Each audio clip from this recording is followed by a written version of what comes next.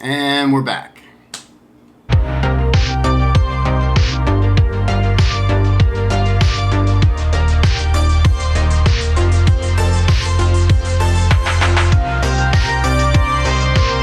Alright, so before we get into this video, I just want to say thanks to everyone who's still subscribing to the channel.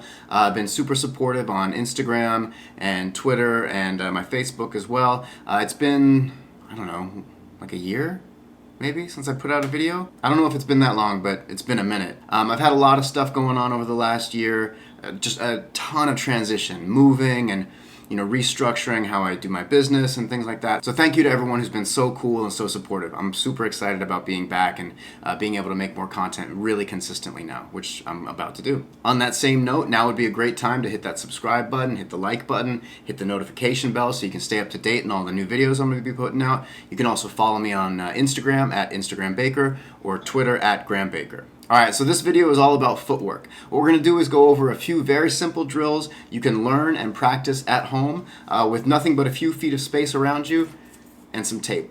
Blue painter's tape is something I use all the time. I have for years. I use it in my martial arts and boxing, teaching and training, and I also use it with my clients for personal training. There's so much you can do with it, and I'm going to be putting out quite a bit of material showing you all those things. All we're going to do is make a cross pattern on the floor. So you're going to have one piece anywhere from 2 to 3 feet going up, and the other piece going right across it in the middle. Why it's good to use painter's tape as opposed to like masking tape or duct tape or even electrical tape is that painter's tape won't leave a residue. You can put this on hardwood, you can put it on tile, you can put it on concrete, you can put it on carpet, and it'll come right up, no glue left over. So it's a good habit to get into of using blue painter's tape instead of anything else. Alright, so the first drill we have is a lunge step or stretch step, either way. So all that means is we're going to stay in place and we're going to take our front foot and step forward, leaving our back foot where it is, and then we're going to pull our front foot back to where it started. This is good for moving in and out of range without really changing your real distance. So for example, if you were a few feet away from somebody and you couldn't reach them, you could step forward with just the front foot, maybe hit them with a jab or something or whatever, if it's a stick or blade or something, and then come back to your original distance. It's a nice way to pop in and out. It also has some evasive function as well. So how we're going to do this is starting on the pattern on the floor. Because I have my right leg forward in this video, that's just what I happen to be doing, I'm going to start this drill in the lower left corner. If you have your left leg forward, you're going to start in the lower right corner.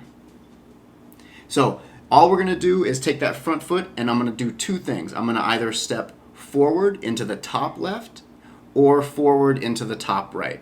And my back foot is going to stay in the lower left. And it's just my front foot moving in and out. And what you're going to notice in this video is that I always go through the same structure. The first time I show the drill, it's going to be at a low intensity. So it's going to go very slow, really methodical, by the numbers, almost robotic. The second time I go through it, it's going to be more of a medium intensity. I'm starting to loosen up. I might add some hand movement, some head movement. I'm breathing different. My rhythm is different. Instead of hitting like 1, pause, 2, pause, I might change up the rhythm. I might double it up, triple it up. I might do a bunch strung together, but I'm not thinking about like necessarily fighting.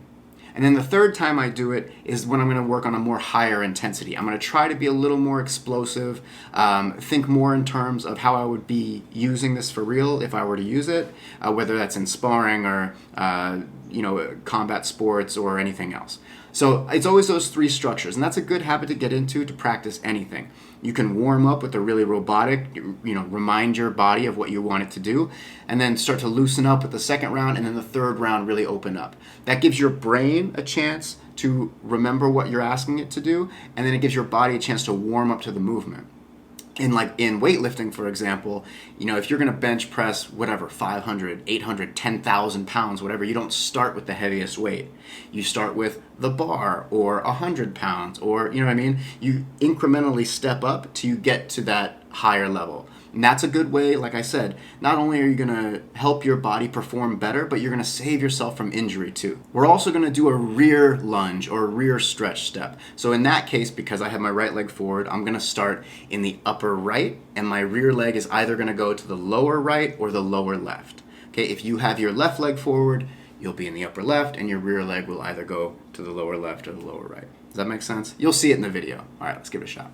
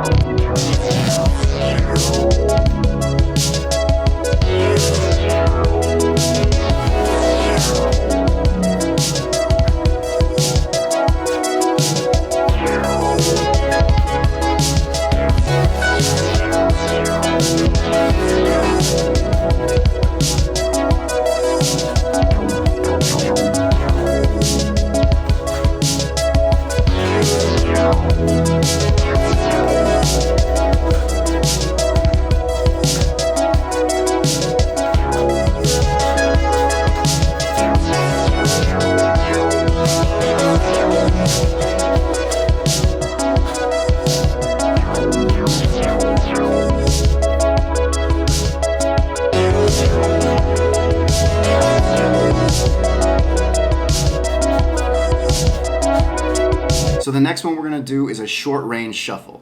A shuffle is just a way to say that we're moving without changing which leg is forward. So for these shuffles, if your right leg is forward, it's going to stay forward. If your left leg is forward, it's going to stay forward. It's not like a stepping through movement. And I want to be behind that horizontal line. Because for this movement, what we're working on is moving forward and moving back in a straight line. So what I'm going to judge is the distance of moving from behind that horizontal line to in front of that horizontal line. Now, a short range shuffle sounds just like it is. It's a short range movement. So I'm not trying to cover a lot of distance, either forward or back.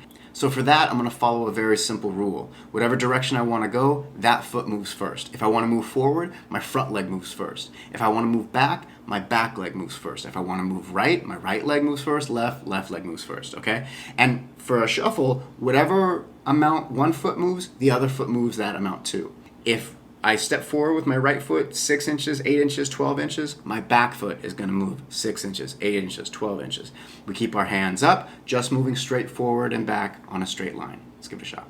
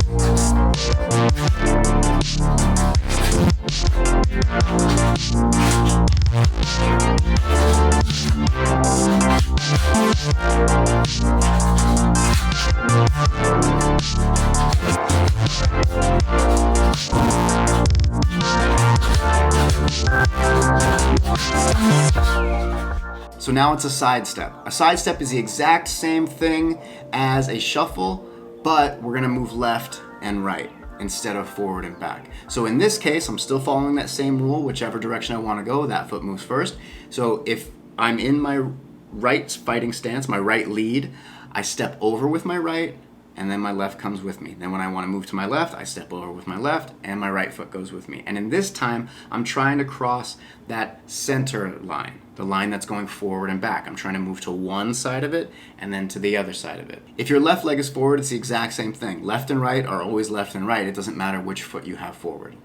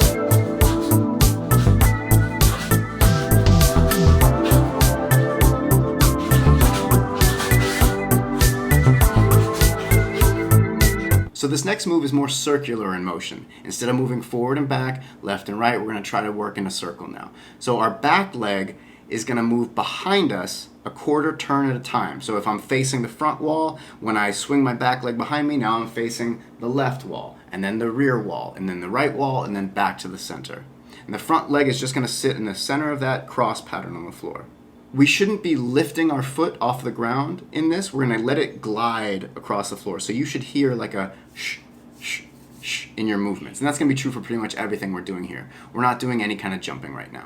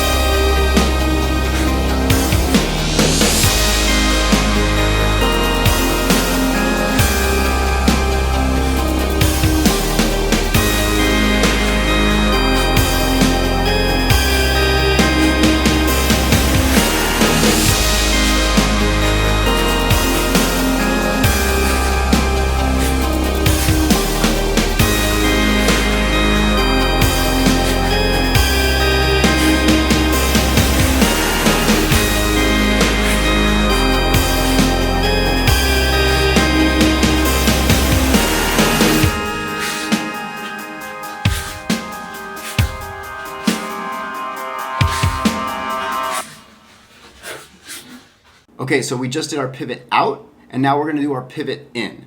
So in this case, we're going to take our back leg and step in front of us at a quarter turn. So now if I'm starting and I have my right leg forward, so if I'm facing the front, I step up and forward and then turn, and now I'm facing my right, and then I do it again to my rear and then again to the wall. So I'm always going to either be moving clockwise or counterclockwise depending on what foot you have forward.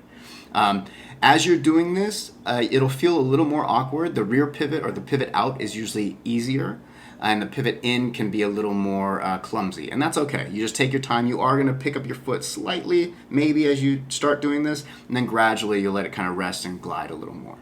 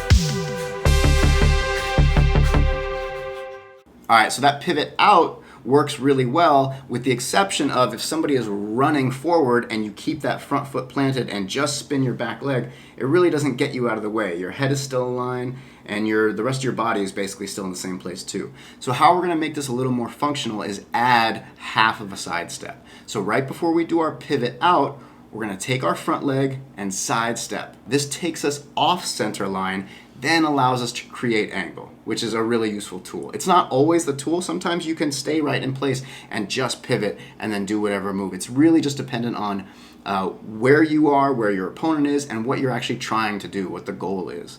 All combat sports, all fighting is basically a game of creating or taking space. So it's way more evident in something like jiu-jitsu or wrestling, where you're grappling and you have to be next to each other.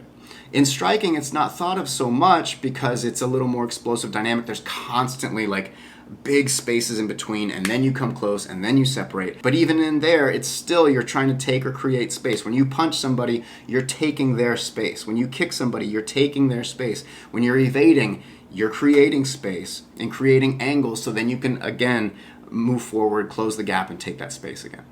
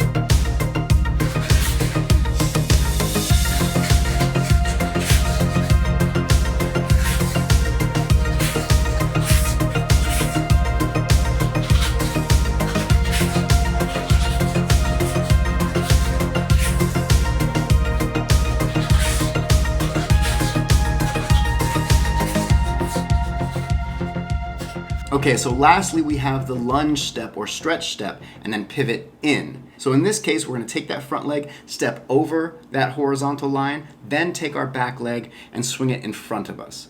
This is, it'll feel a little more tricky, just like the pivot out to pivot in movements. The lunge to pivot in is a little more awkward, and it does mean that in relationship to your partner, if you're drilling on a partner, that first lunge step for a moment might bring you closer to them.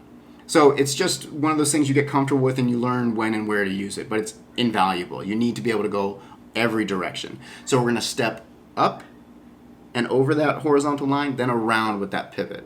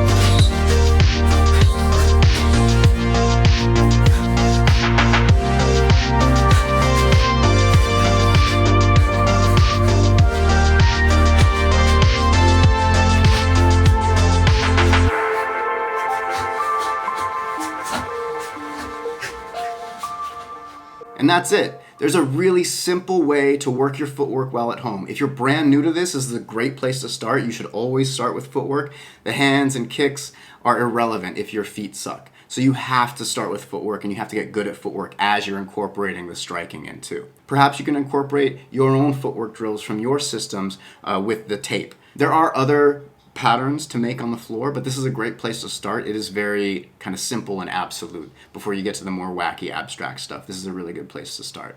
So please don't forget to like, subscribe, comment, share. I'd love to hear your thoughts. If you guys have other drills, let me know in the comments. Follow me on IG at Instagram Baker, on Twitter at Grahm Baker. And if you're interested in picking up either my official logo shirt or this Pugilist boxing shirt, click the link in my description and head over to my web store and get one for yourself. Thank you again for watching, and I will see you next time. Be well, do good, make healthy choices. Peace.